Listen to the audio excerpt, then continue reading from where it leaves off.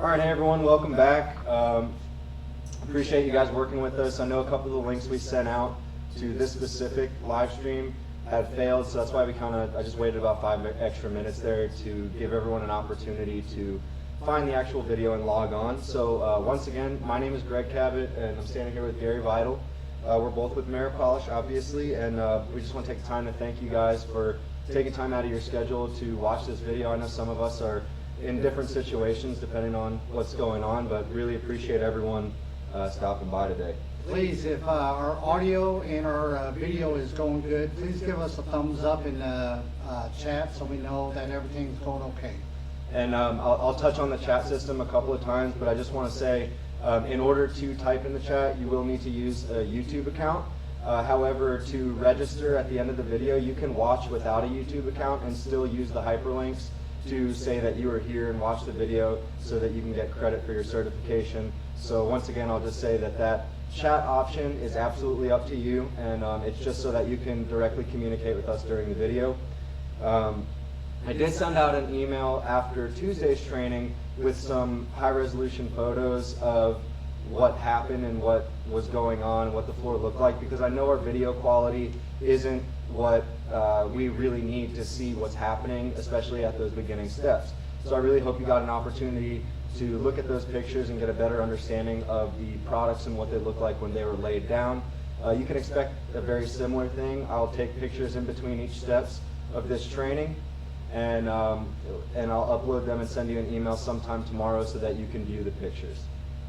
While we're standing here in the beginning, before I get into the next presentation, is a really good time. If you have any questions, maybe you slept on it and thought about last Tuesday or a couple days ago, you thought about that episode and maybe you said, hey, I'd like to just go over the PG7K. Can you remind me of X, Y, or Z? How do you do this or that?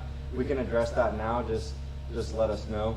Elvis never got the email. Elvis, as long as you filled out the form that was on the first video, you would have been put on a list and the email will automatically send to you. So if you have to, just go back to that first video and fast forward to the end where the registration link is.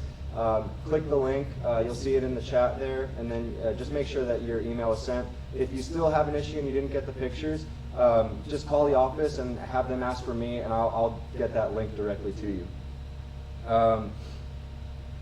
And after that, I'm just going to recap what we did last time. I know there was a little bit of confusion. I got a couple of phone calls about why we chose to do it in 2 separate sides. And basically that was to avoid having you guys sit and watch PG7K dry. So we had completed 00 pass and the PG7K application in advance of the video, just so that we could go ahead during the video and cut that off using the 00s another time. So I hope that didn't confuse anyone too bad, and if it did, just let me know and I'll in more detail go over it again. And that video, that first episode that we went on Tuesday, is going to be available up until May 5th to the public, so you can go back at any time and rewatch it and hopefully get a better understanding. But really, if you guys do need anything, I'd be happy to go over that again. And one of the questions that I've got was what machines does these certain tooling go on? It's a passive planetary system.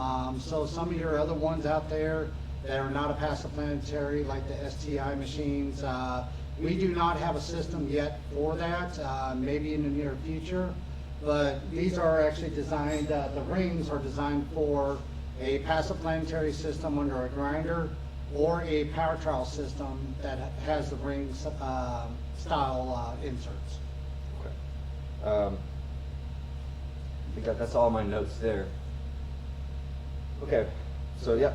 Hey Hector, welcome back. Thanks for coming back. I've got nothing else right now. I can jump right into the presentation unless you have anything else. Let's go ahead and knock out the least favorite stuff out of the way first. I promise the presentation will only be about 10 or 15 minutes today. And today's episode is going to be a lot more of kind of watching what's going on, and we're going to see a lot more results out of the floor too, so that's going to be really good. And the same as Tuesday, please, I'm monitoring the chat.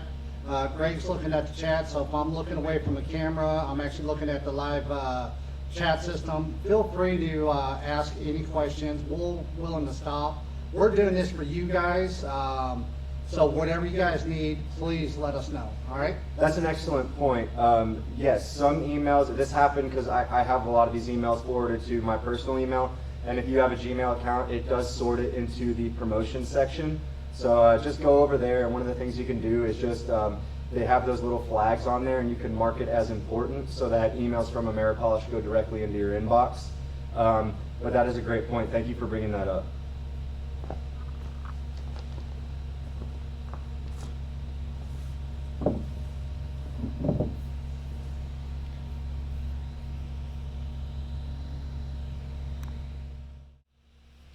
Okay guys, Greg here again. I'm going to lead us through the live webinar episode 2 presentation.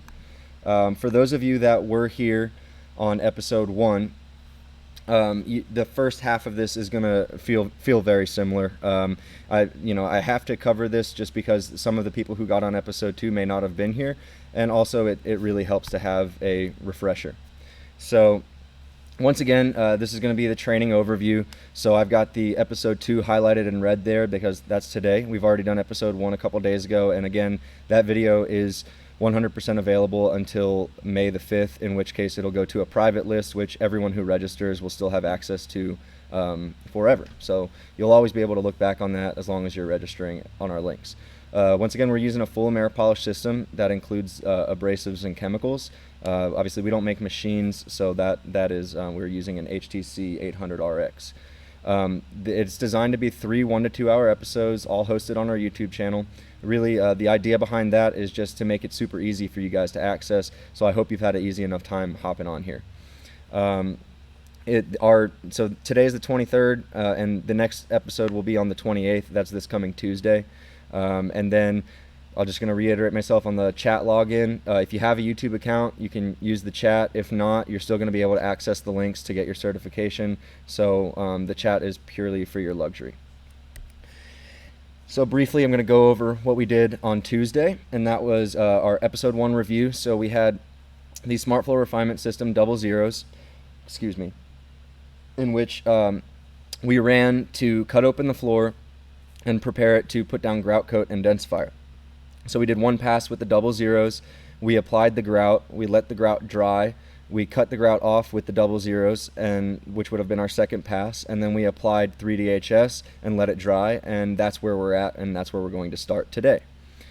So in today's episode, we're going to be looking at the Smart Flow Refinement System zeros, 1s, and 2s, and then we're going to mix Color Solve, Sherlock dye, and I actually decided to add Classic dye because I get a lot of questions about how do they compare. So we're going to show those side by side today.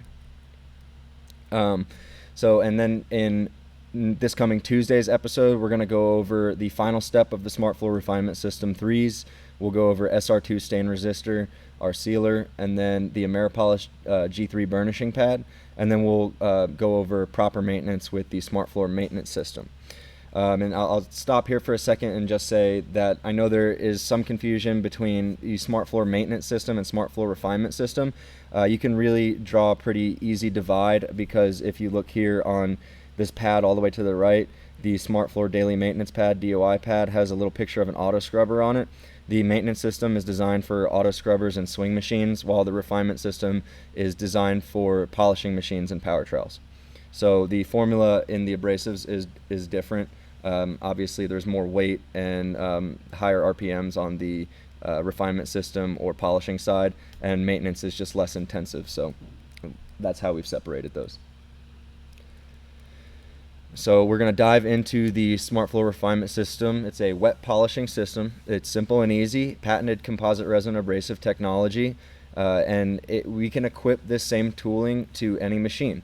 So that's the beauty of it. I think Gary touched on a little bit. There are a few machines out there that would not be able to fit this system. Generally speaking, if a machine has the Velcro head settings on it, the HTC 800RX that we have here has 11-inch round 4 planetary heads.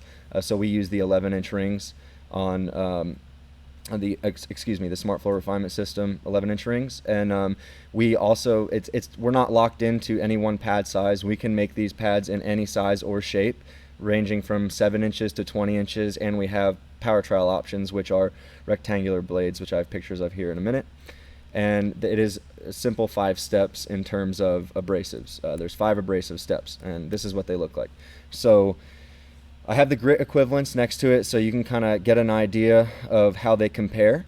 The double zeros or 40 grit equivalent is what we did on Tuesday. So you guys have seen that already. And today you're going to get a big chunk of this. We're going to go over the zeros, the ones, and the twos.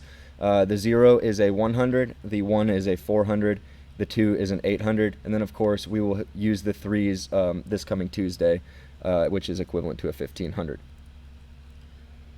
What about burnishers? Great question. We're going to be touching on that. I'll go back a couple slides. We're going to be talking about the burnishing pads. If you see, you can see my cursor here, the pad that I'm hovering around, the Ameripolish G3 pad. That is our burnishing pad. We also offer a G1, a G2, and I believe a G4 is in production as well. I do have, in the presentation that'll be in episode 3, I'll go over the grit equivalents for the G3 pads, or I'm sorry, for the G series pads. We make them in 21, 24, and 27 inch. So we do have pads that can equip to your burnishers. Thanks, Gessler.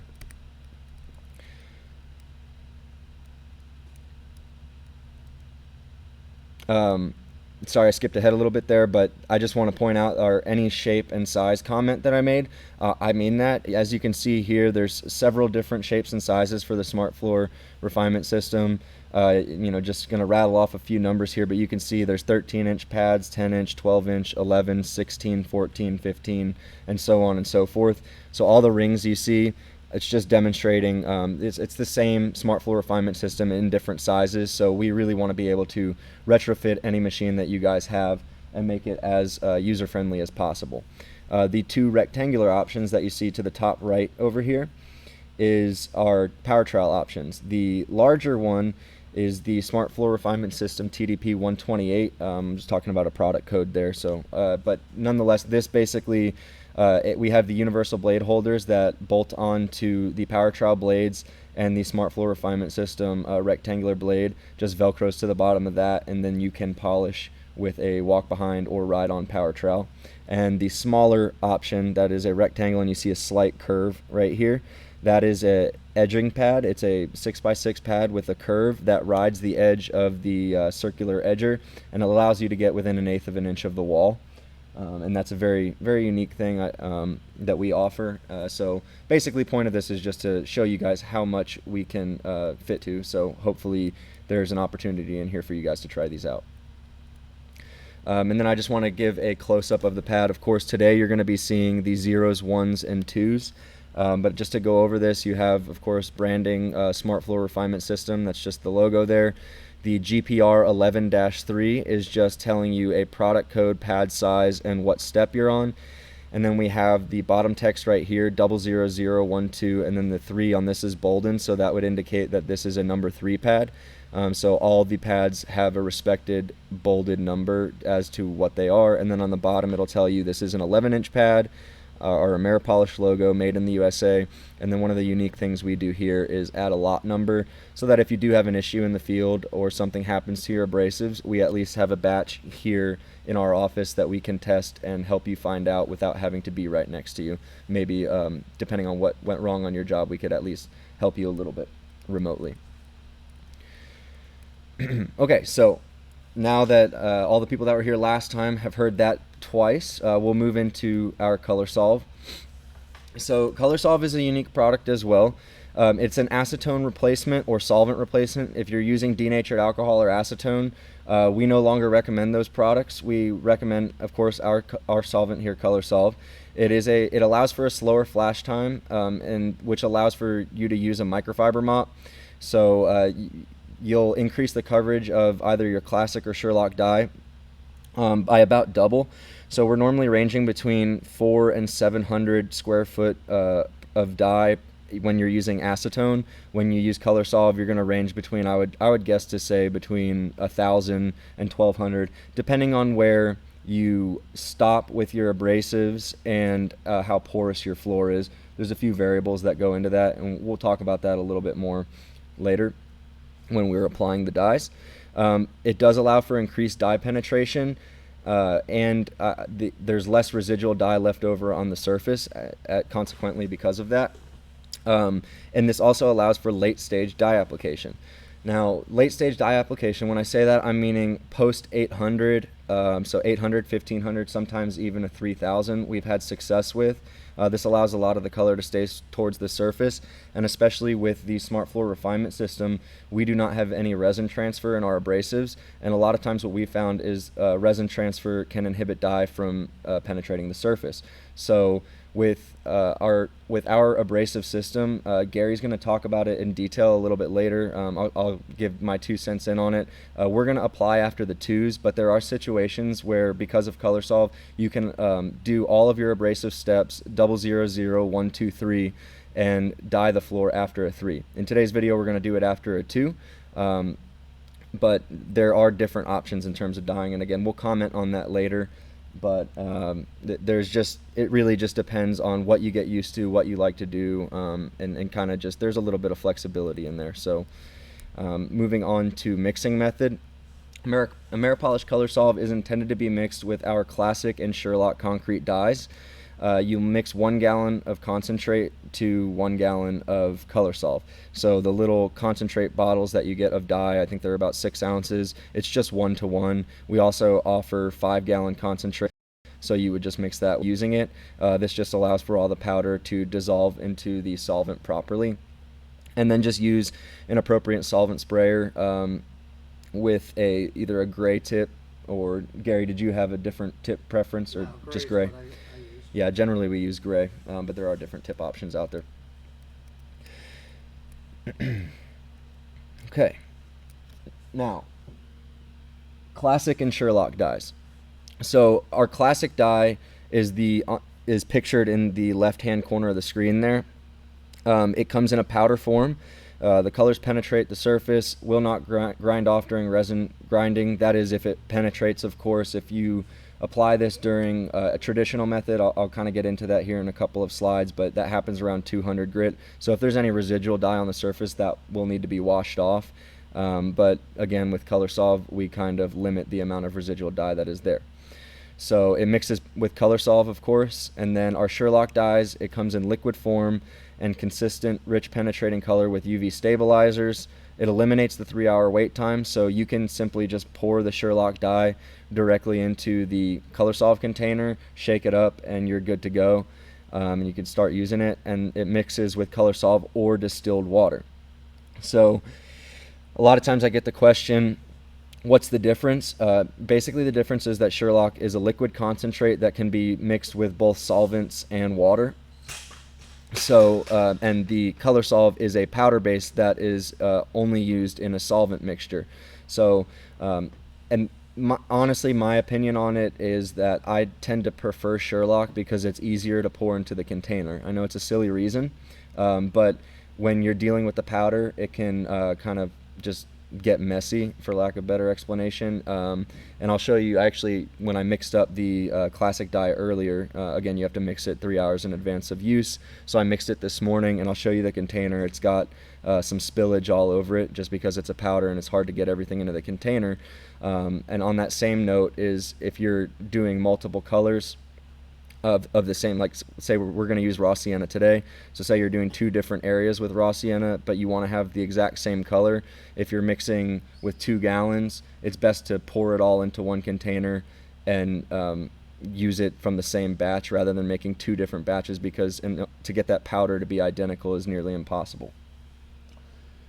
What's the VOC for ColorSolve? It is 249 VOC, grams per liter, that is. That's a good question. Thanks for asking. So with traditional application methods, again, we're going to apply the dye here after the number 2 phase. So this is with the traditional application. You're going to grind up to a 200 grit resin bond. And if you're not using a 200 grit, you can grind up to a 100. You'll remove all dust and debris. And if wet cleaning is performed, allow the surfaces to dry. Vacuum surface thoroughly. Spray classic dye or Sherlock dye, to lightly wet the surface without creating puddles. Apply in a consistent overlapping circular motion, holding the wand approximately 12 to 18 inches above the surface. Dye will absorb into the concrete more quickly in some places than others. It's normal and does not indicate that extra dye is needed. Now that I said that, I will say you can apply dye endlessly to the slab, but that doesn't mean it's going to absorb all of the color. So it's good to do this in a couple of steps to maximize color, but after a certain point, there is a point of no return with dye. So for Ameripolish Color Solve mixtures, immediately upon completion of application, run clear Ameripolish Color Solve through the pump and wand, followed by clean water. It's recommended between color changes and prior to storing the sprayer between jobs. And I'll say that's good practice for whether you're using Color Solve or any other kind of solvent. Obviously protect yourselves with proper rubber gloves and masks and things like that, but cleaning up your equipment, I mean, just there's no sense in spending extra money on new equipment for every job. So you can salvage your sprayers. I know the Swiss Mech sprayers that we offer here, we use the same ones for sometimes years and just replace tips. So that is the end of my presentation. So if you guys have any questions, we'll hang out for a minute or two and wait. I know that was a lot to kind of go over quickly, so I'll give you an opportunity to think about it. And when we switch over to the live scene, we're gonna just kind of go ahead and I'll once again cover where we're at with having just applied densifier. We're gonna be moving right to the zeros, and we're gonna start grinding with the zeros and move up to the ones and twos before we mix anything. So give another 30 seconds or so here to look for any questions that may come across, and then we'll get started.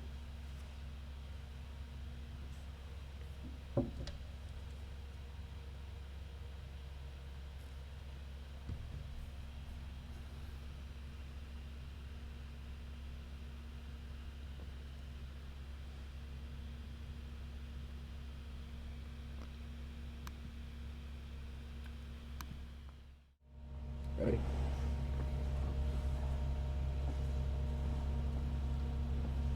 All right, now since that's out of the way, what we're gonna do is we're gonna equip the machine with our zero pads, which is equivalent to about 100 grit resin or 100 grit. So I'll hold these up just so you guys can see what we're using. The 11-inch zeros, you can see at the top, the zeros bolted out right there. Abrasive side here. So, and these, just the Velcro heads on. So, what's the shelf life of the mixed dye and color solve?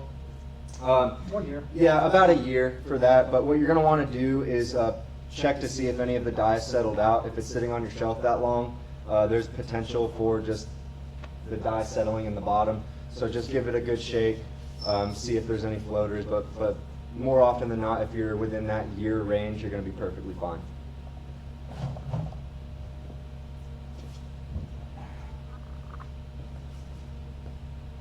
So just to reiterate one more time, I know I've said it a few times, not to annoy anyone, but we have ground this with the 00, applied PG7K grout coat, removed the grout coat with the 00 for a second pass, and then applied 3DHS densifier. Now that we've applied densifier and it's dried, Gary's put on the zeros to the machine. So we're going to cut the floor with the zeros. Then we'll stop, kind of check in, see if you guys had any questions, move to the ones, do the same thing, and then move to the twos, and then do dye. So thanks, guys. It gets a little loud when the machine goes on, so we'll be paying attention to the chat, and if we need to stop to answer a question, we'll do that.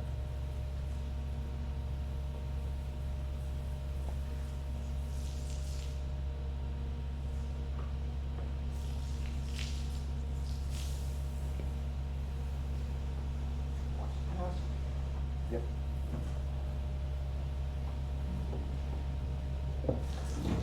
Spray behind the machine. Yep.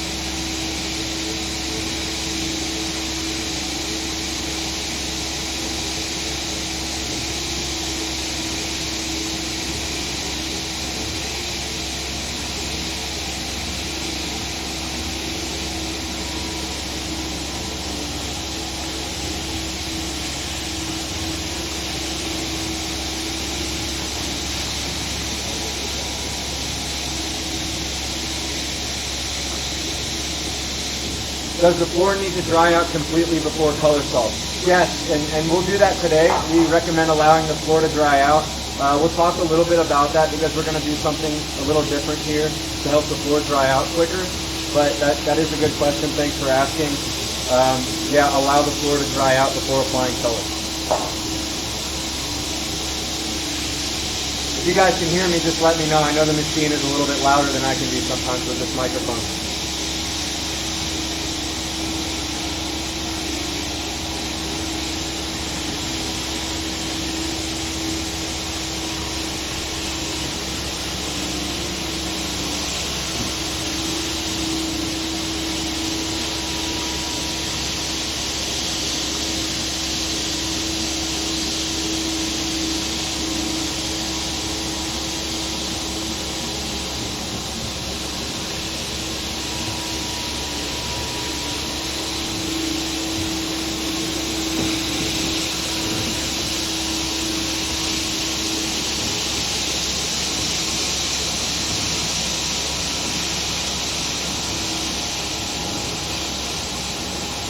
Thanks, guys.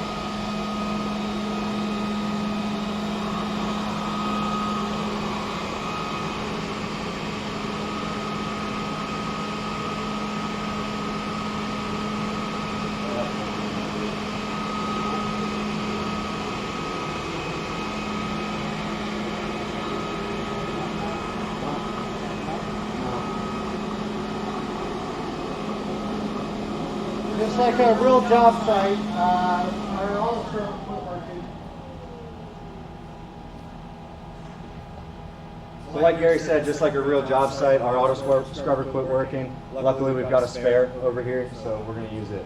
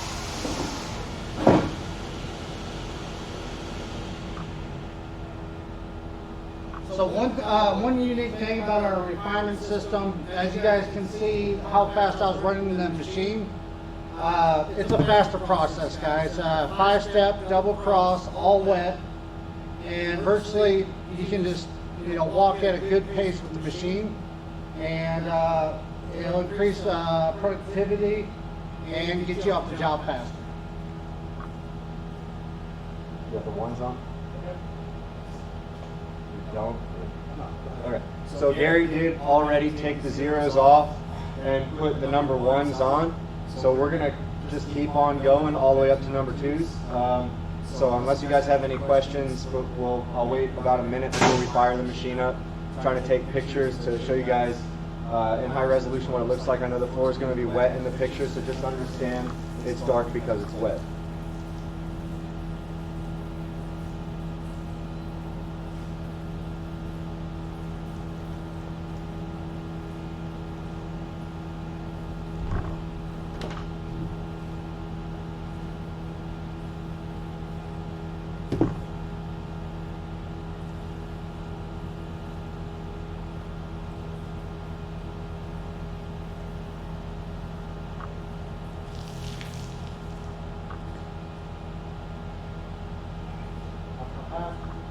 Yep.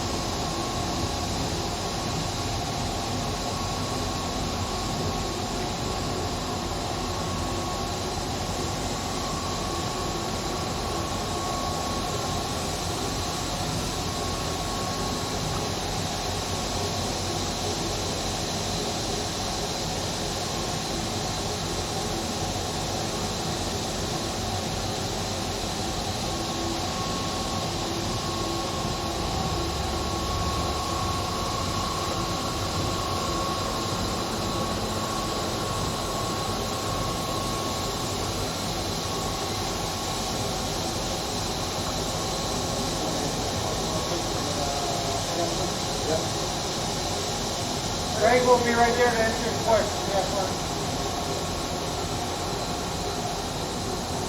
How old is the slab? What's your recommendation to apply the system once the concrete has been placed? This slab here is only about a month to 6 weeks old. For a large machine like this HPC, we recommend 28 days. With a power trial, you can get on it between 7 and 10 days.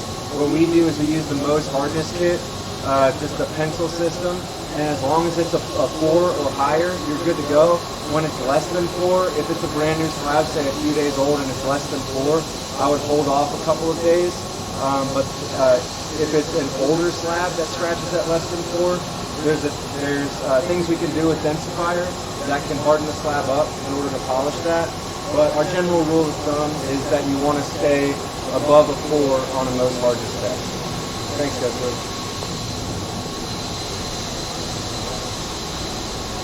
More water.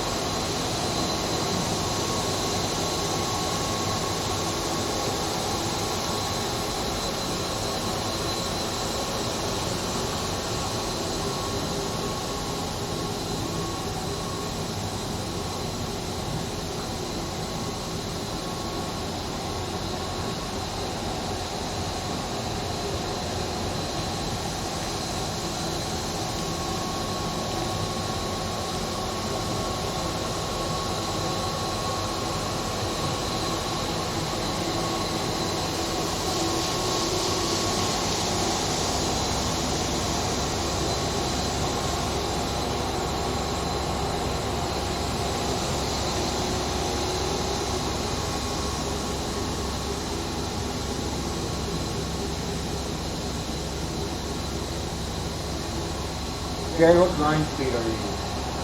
On this, I'm using a dial of 5. If you couldn't hear Gary, Shane, he said he's using a dial of 5. You know what RPM that's at? I do not.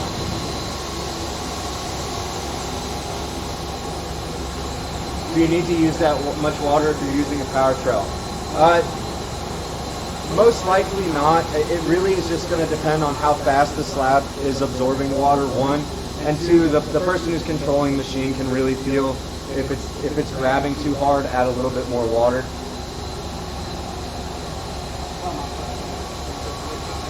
Say what? Gary said he's going to touch base on it here in a second as well.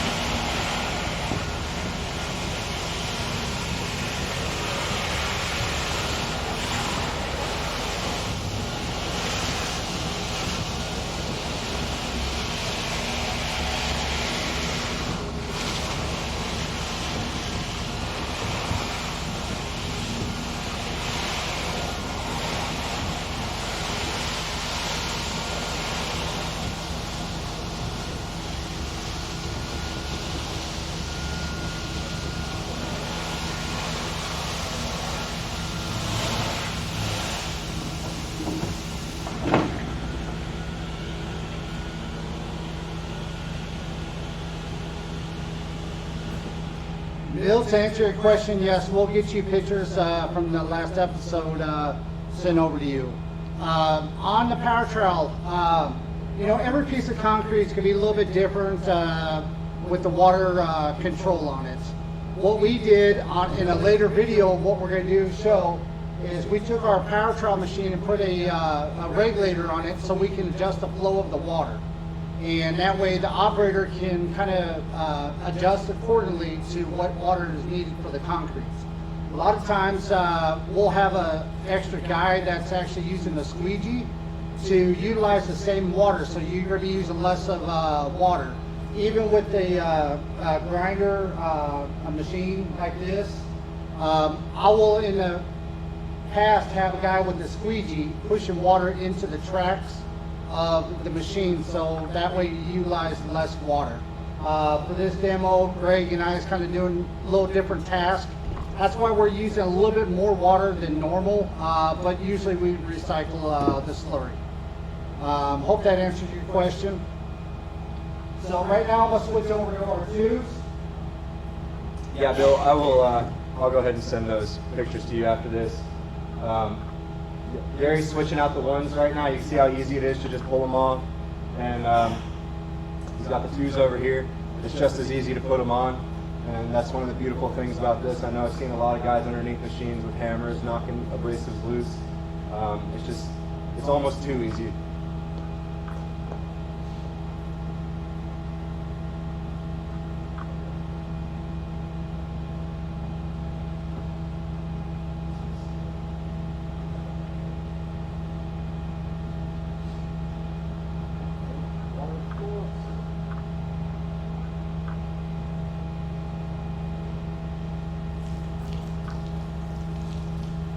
You know, with any of our systems, the power trail system, the GPR system, the rings for the machines, any of our products, we have a couple of our reps on this chat here too. So if you don't know who your local rep is for the Ameripolish, let us know. We'll get you in touch, and we'll be more than happy once all your warehouse, anywhere you need, you know, training or do any kind of demos. We're willing to get in the trenches with you guys and really help you guys out. So just let us know.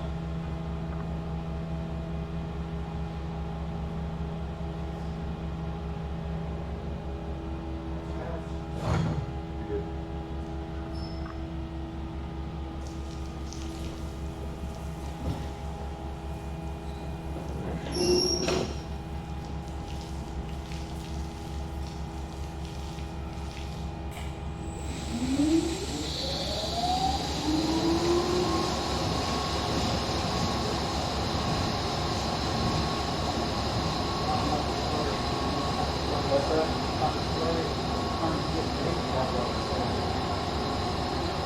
So Gary and I both at the same time looked at each other, and I want to mention at this point, with the double zeros and zeros, you do see a lot of thick, pasty slurry, but right when you switch to the ones is when you start to see a lot less slurry. So if you look at Gary's machine now, you can see the slurry is just, it's a lot thinner, and when we move to the twos, it'll be even what we're doing now.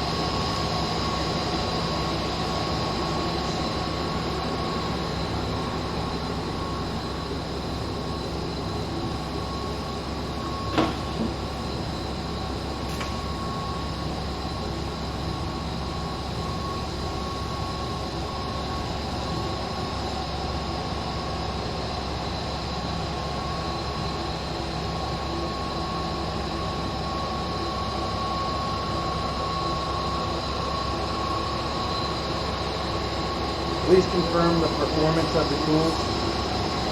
Hector, are you discussing a like performance production rates, like square foot per hour? Just tune up.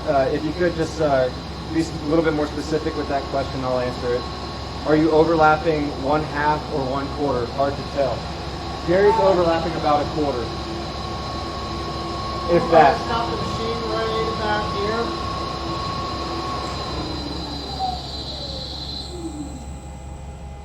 Usually, rule of thumb, back when I started polishing, in overlapping is a big deal. Now, with our tooling aspect of it, I don't see your traditional corn rolls and other things that come with improper overlapping.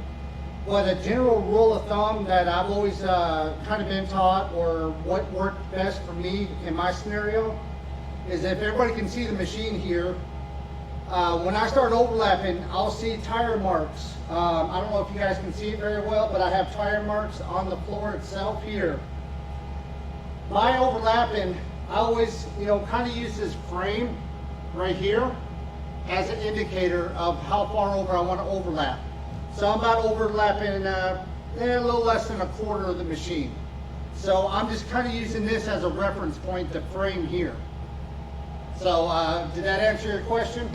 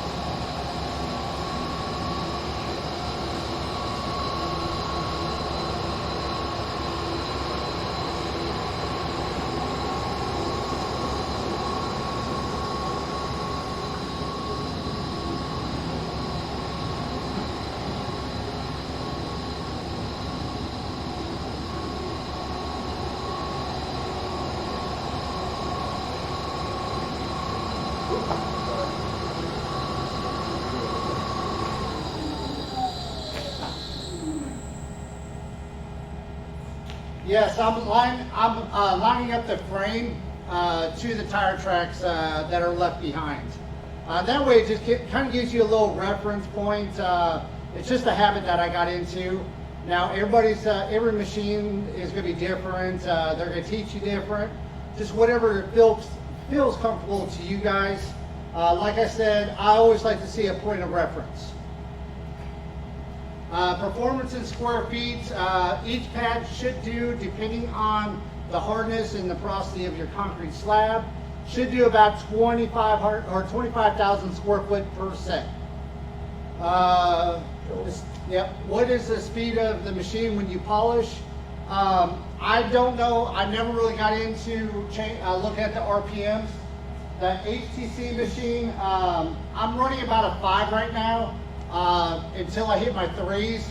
My threes, I'll jump up to a 6 on it. And I believe Bill from Aztec is on, and we've used our pads under his refresher. He can comment on the RPMs on that machine specifically.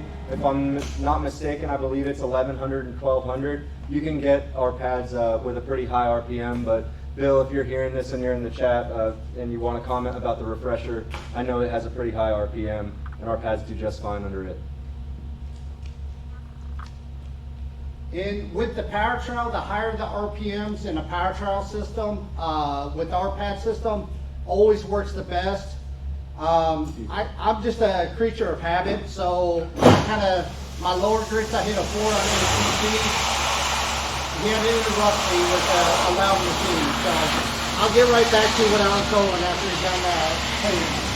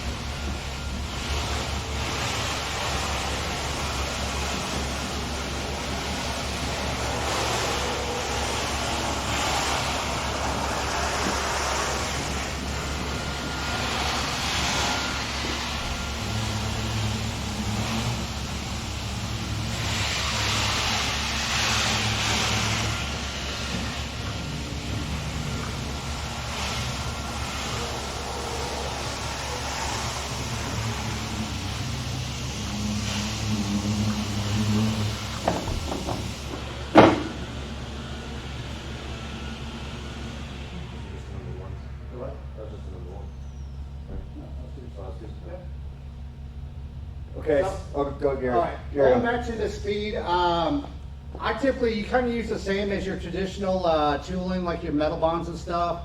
The lower the grit, the slower the RPMs on a traditional machine. And then I just kind of slowly step it up from there. And I always go back to concrete's going to dictate everything, grinding, tooling, chemicals. So we as a whole, as an industry, really just kind of get back to reading concrete and letting the concrete dictate us. That's one of the biggest things here at Ameripolish that we try to do when we go out to architects, is try to get them to write a spec that's not closed-minded, where they say you got to use a certain grit level to start off with. They don't know what's in their concrete. We don't know how it's going to act until you guys do a mock-up. So just get back to reading concrete, visually, hearing. So it's just all, kind of going by there. So back to the original point was the old school, lower grit, slower RPMs, and as you progress, I get a little bit faster and faster with it. Now, I have ran all the grits under that machine at a 10. It's hard to control just because you're trying to run too fast with it. But I've tried to put your traditional rogue scratches in the floor with our tooling, and I'm not successful at it yet, but I'm trying. So I'm trying to find out what is the actual limitation of our pads. Now, do I recommend running 10s on your machine to polish? No, by all means not. I'm just trying to figure out the limitations. So I hope that helps you guys kind of understand a little bit more. Greg, go ahead. Yeah, just to kind of move into the next phase, which is going to be our color solve and dye application phase. As you can see, a question someone asked earlier, which is now relevant, is wait till the floor dries out to apply color solve. And that was correct. As you can see, the floor is still pretty wet behind me. So Gary's getting a microfiber mop right now. He's going to try to clean up some of these puddles. Another thing we're going to do, we don't normally recommend to force dry a floor, but we've just got a simple just regular fan that we're going to turn on and hopefully help the floor dry out a little bit quicker, being that we are on a video and I know it's hard to sit behind a computer for a certain length of time. You guys have been here about an hour already, so we're just going to try to get this floor to dry out as quick as we can so that we can go ahead and mix the products and apply them for you. But if you are going to force dry something, air fans and air circulation is about the only way. You don't want to do it with an air conditioner or heating up. That'll create moisture in the floor, which you don't want. So we're just going to try to get this to dry up a bit quicker.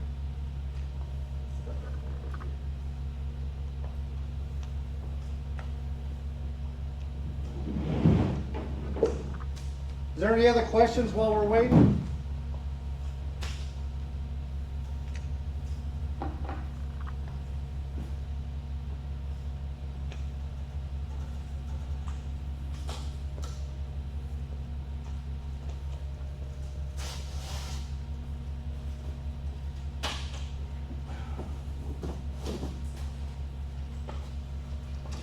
Or 800. Or 800. Thanks, Greg. Now, if you're polishing a wide open slab, a lot of houses, buildings that are not built yet,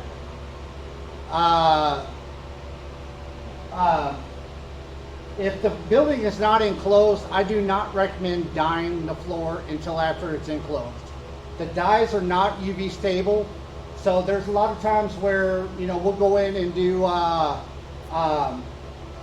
we do houses with the power trowel machine, and we can actually dye it after level 3 on it and dye it and then go ahead and seal it after that point. So there's different ways we can dye it. For this one, we're going to go ahead and dye it at a 200, and if we're happy with the color, we probably won't dye it again, but if we want it a little bit darker or do half of it a little bit darker, we'll go ahead and dye it again. Now in your traditional polish, the dye is always put in at a 200 grit resin, densify it, and then hit with the 400s, and you got the option to dye it again at that point. Or with the color solve, I don't know how many times in the past for myself when I was polishing, or you guys, you get the floor all the way up to an 800, 1500, and the customer comes in and goes, I want the floor a little bit darker. Well, that's the beauty of the color solve. You can actually get the color in a little bit deeper in there. Now, you just have to do a mock-up to find out how much it will actually get in there, but we are able to get some dye in at that later stage. My hat. Actually, I threw on a different hat this morning. I don't know if any my buddies at Allen Engineering are online watching this video. Allen Engineering is who we bought all our power trowels with, and we're real great partners with them on the power trowel system. So I do a lot of you know, hand-to-hand trainings with them, their guys, with you guys, trying to get you guys set up with power trowel machines. And actually they gave me this hat. It's an Allen Engineer hat, but there's the marketing guy right there. Swag is important, so you know, I'll leave it up to him to back and forth today. Whoever has registered in the link after these videos, there's going to be, we're coming up with a little bit of a survey, and I want to know the high parts of the training video, the low parts, what I personally did wrong or what I wore wrong. You're not going to hurt my feelings none. Anything that criticism I get, I can always switch it where I can make myself better in the future. So there's going to be a little questionnaire survey. And on there, we're going to try to offer, like he said, there's some places where we get our stuff at that's currently shut down. We're back ordered, we're slow. But once that survey is filled out, we'll have a spot in there for your shirt size. and we'll make sure we get you guys a t-shirt and maybe hopefully some other stuff, sent out to you. Or you can always get a hold of your local Ameripolish rep too and bust on them too. I know Melissa's in here, and I think Louise is in here in the chat, so get on them too. So we'll be able to hook you guys up. Any other questions?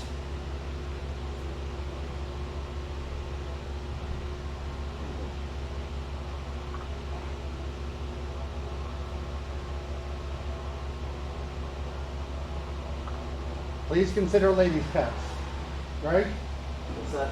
Make sure you put lady cuts on. Absolutely. We'll make sure we'll have some of those. Absolutely. Any other special requests? We're just kind of killing time right now, and I apologize to dead time, but we are live. As you guys can see, we had an auto scrubber go down.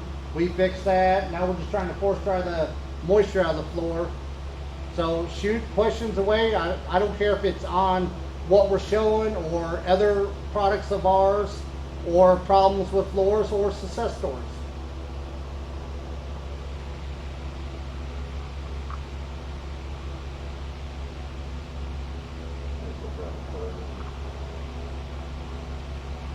And hopefully here soon we'll have a better camera system for these because you guys can't see it. We're already starting to get a little bit of a shine to the floor just after our tubes, and we have a nice salt and pepper look to the floor. I did get, as long as you guys fill out the registration link, I did take pictures with the camera because I know you can't see it on this one, but we actually have a pretty good DOI or shine out of this.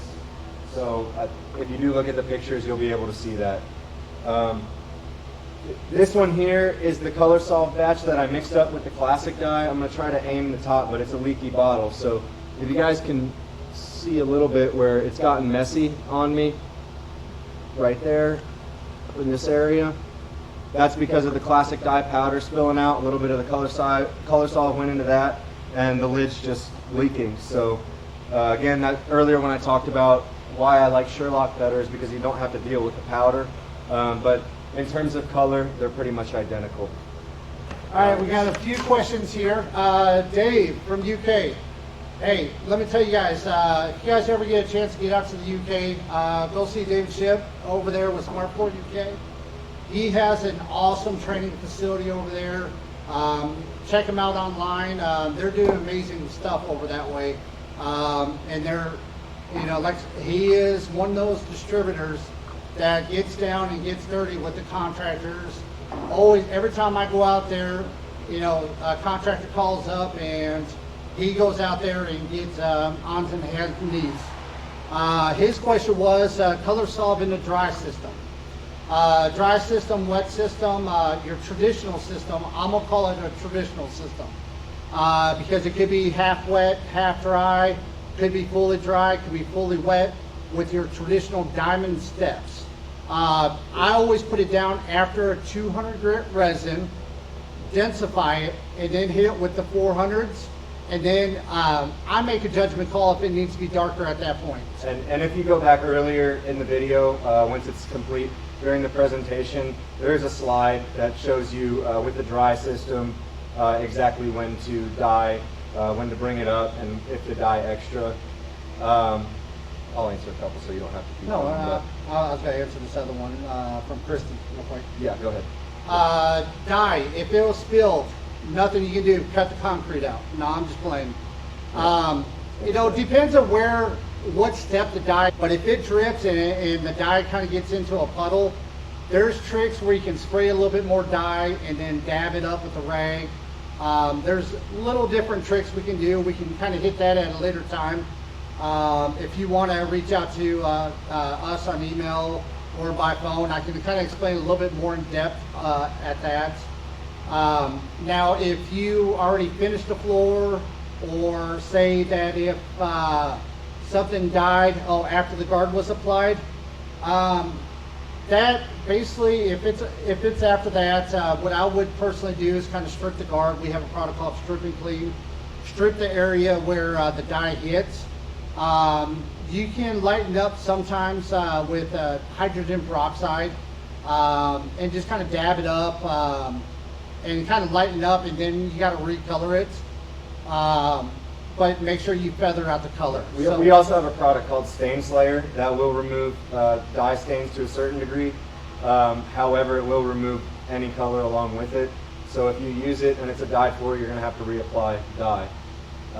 Not to move on, but there's a couple questions. So Michael asks, would the 00s take off a thin set of glue from carpet? Yes, it absolutely will. And actually, this week, one of our reps out of Dallas, Jason Campbell, used our 00s to remove an epoxy coating from his garage floor. So they are quite aggressive. Now, always do a mock-up. I Yes. mean, you know, we had one here at the Walmart home office where they had the rubber carpet tiles that they glued, pulled it up, 00s cut that just fine. So it really depends on how much mastic, how old it is, and you know how thick it is. Always do a sample, but it will cut a fair share off. The 00s will. Any other questions before we get started on here? I want to take a picture. Okay. Well, Greg's going to take a picture real quick, a couple pictures for you guys. That way you guys know that the pictures that we send out to you is during the live show. So we're not trying to, you know, play magicians here. Color Solve. I'm going to touch a little bit on his PowerPoint. It is a replacement to acetone. It's safer. It puts down, makes it more uniform color. But there's certain parts of the country we cannot get Color Solve in. Southern California, we can't get in there. So there's some places we can't. You know, it's a great tool to have, especially for really dense concrete. Just be careful if you have to use acetone using dyes. What grit is the step 2? It's equivalent to about an 800 grit resin.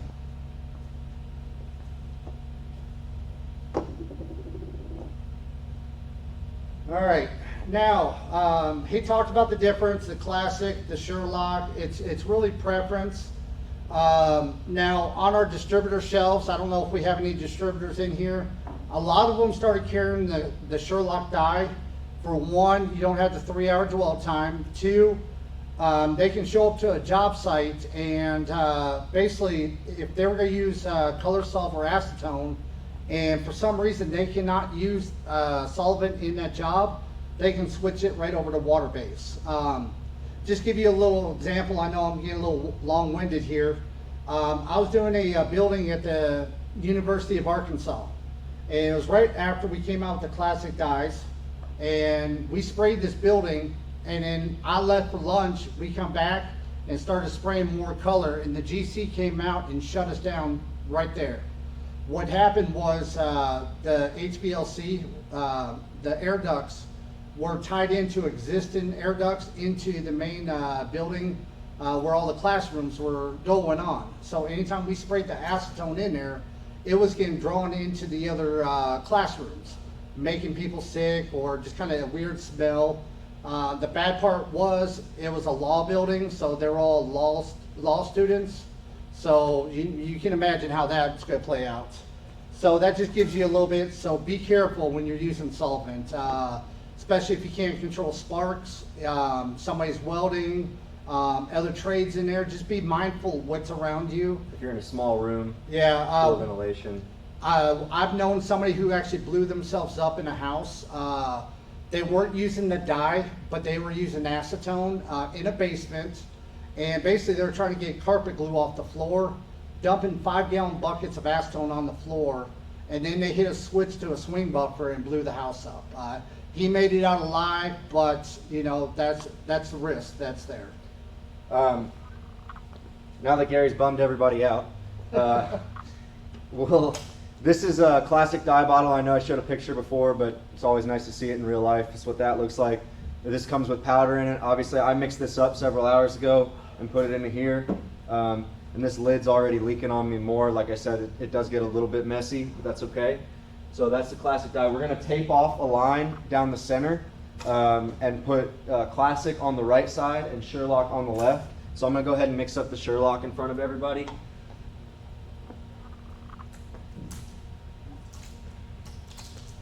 Don't spill it on the floor, then I'll have to show them how to get that stain Yeah, I out. know, right? So like I said, this Sherlock is this is a Sherlock 1 gallon unit, and it's just 1-to-1 with the 1 gallon unit of color solve. So I'm just going to be pouring this into the color solve.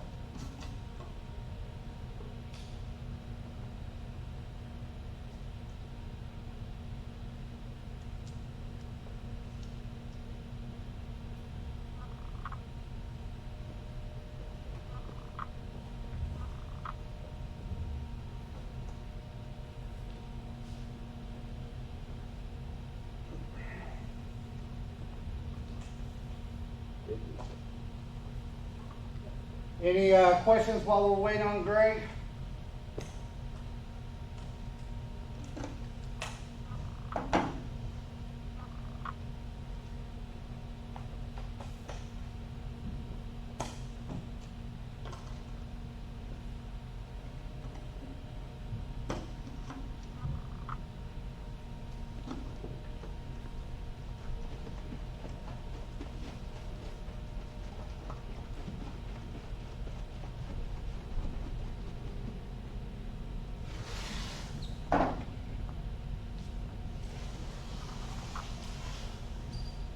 Do it at an angle or should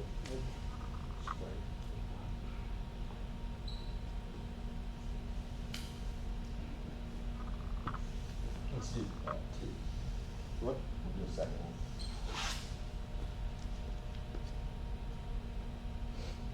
Couple questions.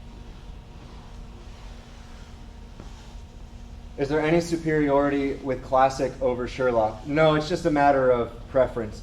Which is better? I would say Sherlock, just because of the flexibility of being able to use water.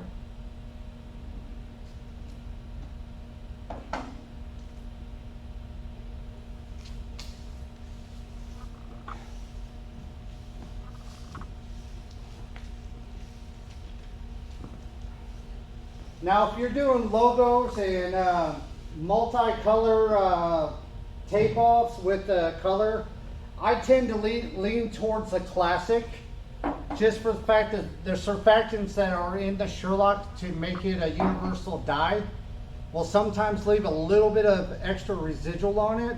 So if we're doing different colors or logos, I tend to go to the Classic dye when I'm doing that application. And just to touch on that, I think there's a time and place for both. All right, don't make fun of my non-straight line here, so. All right. Where's your sprayer? Oh, go. There.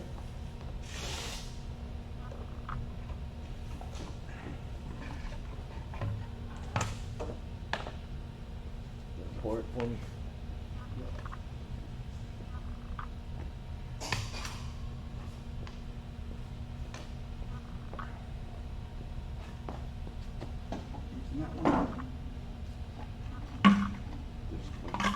Well, we're just using that to spray into.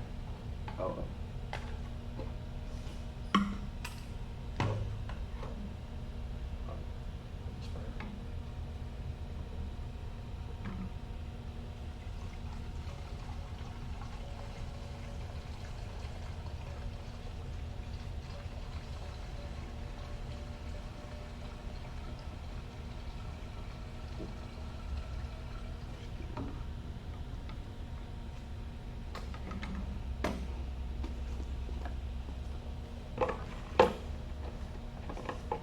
Sorry guys, we had to pour that off screen. We didn't want to spill any of it on the slab, and of course we did spill some, so. All right, denatured alcohol. Guess great question. That's another one of our great distributors and partners down in Mexico, STI Mexico. Alcohol can be used with the Sherlock dye. Now, it cannot be used with the Classic for the fact of the alcohol will not break down the powder in it. But I do have some people who mix it with acetone and then add a little bit of denatured alcohol in it to slow down the flash point a little bit, to make it dwell a little bit longer and to penetrate harder surface. You don't have to wait to spray it on if mixed with Sherlock with color solve. Sherlock as is, it's already broke down here at the factory. So when you guys receive it, you dump it into the carrier, shake it up, and then you can go ahead and spray it. The classic dyes, the Dye and Silk Classic or the Classic dyes, is the only one that we recommend a 3-hour wait time on it for the powder to fully dissolve down.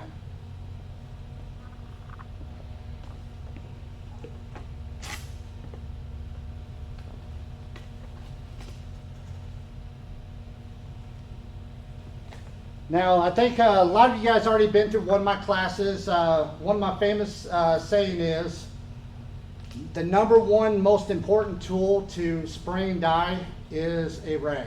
Always capture your tip in it. I don't care if it's my sprayer, somebody else's sprayer. I have not found one that does not drip or leak. So to eliminate some of it, make sure that you pressurize it, keep it pressurized, and also kind of purge it, get all the air out of the line. But always have a rag. You'll see me as I'm spraying it. When I'm done spraying it, I'll take my rag and I'll cup the end of the tip so I don't get drips every which way.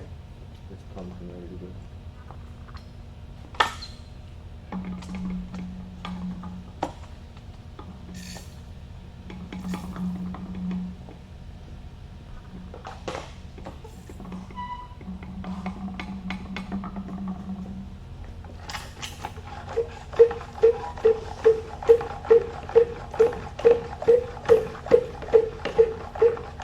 Got a lot of success with the color solve going in it after 800. Absolutely. For those of you who have come by our booth at World of Concrete, we polished that all the way up to a 1500 or 3000 in past years and used the color solve at that point. Granted, the World of Concrete slabs are a bit different than others, but we've definitely had a lot of success post 800.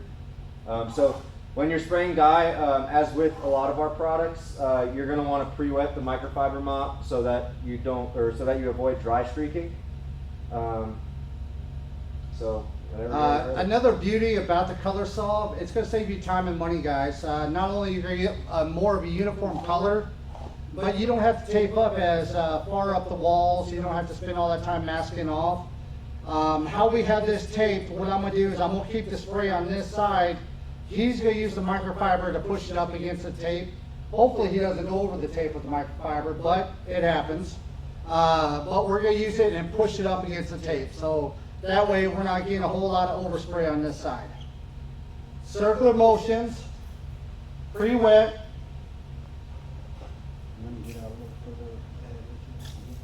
So, and what I like to do is cover a good area. Hold on. Get a good area first. And then he's going to come back over top of me and microfiber.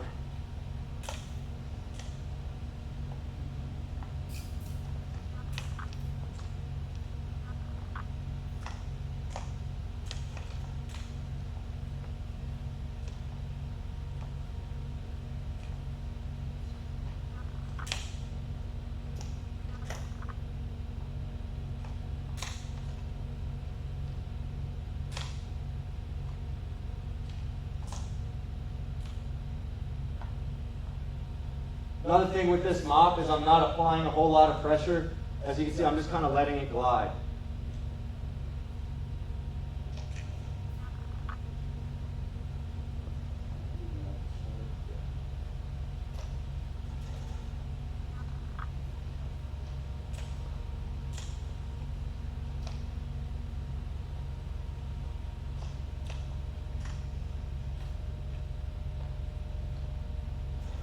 All right, while he's finishing that up, I'm going to grab our other sprayer real quick.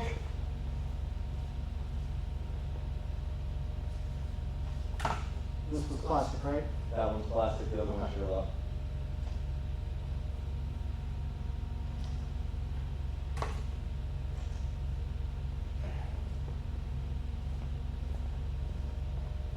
So now we'll be spraying the Sherlock. We're going to use the same microfiber. The colors are going to be the same color. It's the same blends. We're actually taking the powder from our Classic and mixing it into our formula for the Sherlock. So a lot of times, guys, when you're doing the traditional polishing and you put it down at a 200 and then you go to densify right over top of it, don't change your microfiber mop. Just go ahead and dye it and then spray your densifier over top of it. Use your same microfiber to even it out. It just saves you guys a little bit extra money. Make sure I still got more material on here. You're not going to see visually a whole lot of difference between the two, putting down or overall performance.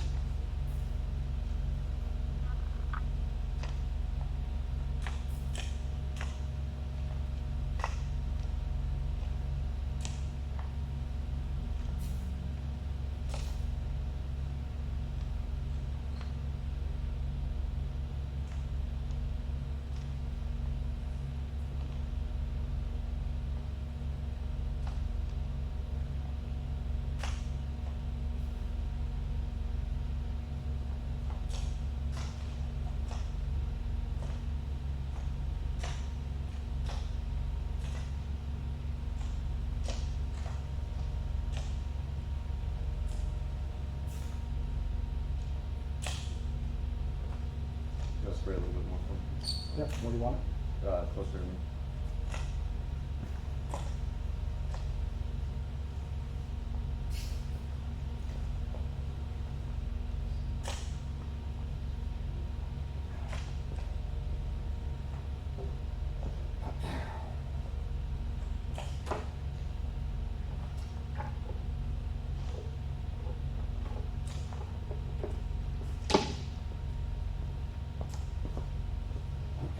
One of the biggest questions is how long before I can get on it to walk. As soon as it dries, you can get on it and walk. So it's really not going to shut down a whole lot of time. As soon as it dries, get on it and start grinding right away. One of the biggest things I really want, and I'll answer those questions in just a second. One of the biggest things that I really promote with the dyes, if you guys are doing dyes, make sure you do a mock-up on their concrete. Whatever concrete is going to get dyed, try doing a mock-up on. The biggest issue that I have, people call me, the dye is not the right color. Usually somebody's looking at a piece of paper, they printed off the interweb, or they have a hard copy of the paper, or they're looking at a computer screen. Those are always going to be very different colors. So make sure you guys do a mock-up on the piece of concrete. These are translucent, so if the concrete is dark, it's going to be a darker color, and some of your lighter colors will not pop as much. So just always educate your customer. To Shane's question, being water soluble, even with being mixed with color solid, will Sherlock wash away wet grinding? Great question. No.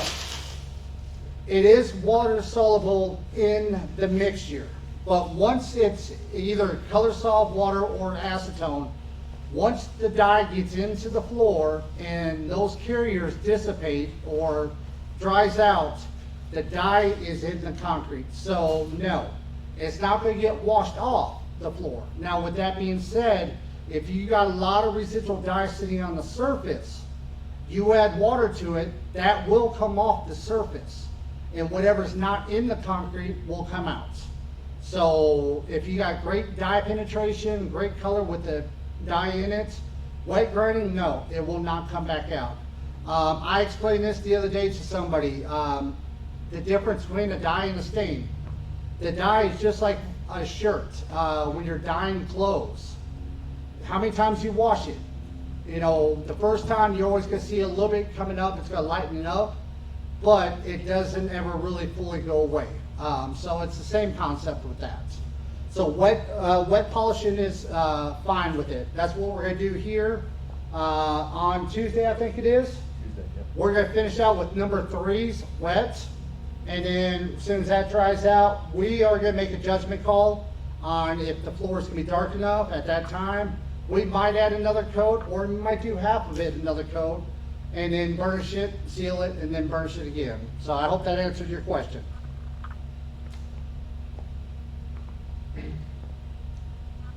So not to reiterate what Gary said too much, but we're kind of wrapping up what we had planned for today. When we come back on Tuesday at 1 p.m. on the 28th, put that in your calendars now. We're going to run the number 3s, put sealer down, burnish, and run a maintenance system on this. Talk to you guys out of the floor, higher DOI. It'll take off some of the residual dye, but we're expecting that. And with our dyes, you could do a white rag test with color solve. We really don't have a whole lot of residual dye, so I'm expecting the color to remain about what you see right now. The computer and turn on the registration link, send it in the chat so that you guys can register and say you were here for part 2. And then again tomorrow, probably around 10 a.m., you'll get some pictures of what we've done today. I'm going to go ahead, Gary, you can make any final comments. I'm going to turn over the registration link on the chat. Please shoot your questions across. We're going to stick around for at least another 5 or 10 more minutes to answer those questions. Yep. Well, make sure you guys come back for the next episode, because at the end of that, I'm going to enjoy a beer with you guys. Virtual happy hour. Virtual happy hour. I know we can't get out there, but hey, we'll drink one together until we can meet up and have one in person. If you guys got any questions, feel free. And I know I keep saying this, but at Ameripolish, we try to put customer service top priority. We have multiple Ameripolish reps on the chat service. I don't know if some of them were signed on. I know Melissa's on there with the Northeast. So make sure, reach out to them, reach out to us. Any one of us will be more than happy to help you guys out.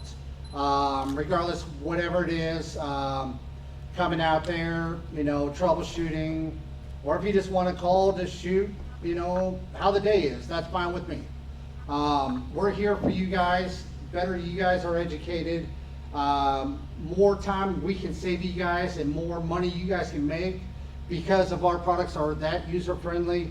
Let's get it out there, and whatever we can do, definitely drop the comments on there what you want to see the next series going to be. I've been kind of talking around with Greg a little bit. I am going to dive into the power trowel system, so we will definitely run those. I'm going to see if I can't get a local contractor that let us maybe shoot some live from an actual job site, so it's not always a classroom setting. So we're here for you guys. Just let us know. Greg's going to switch it over. We used raw sienna today. We used raw sienna on this floor. This concrete is pretty dark, so the raw sienna is going to come out really good. It's not going to be as bright as your normal raw sienna, but you guys will get the pictures and be able to judge from there. Like I said, thank you for sitting here. Lauren, another one of our great partners with John Don up there, all different locations. So we do have quite a few of distributors on here, multiple parts of the world. Feel free to reach out to them. All of the distributors around here are really knowledgeable about our products, and not afraid to call us either. And we always bouncing stuff off each other. So feel free to reach out to any of them also. Thank you, John Don, for being on today. All right, guys, I'm going to switch it over real quick.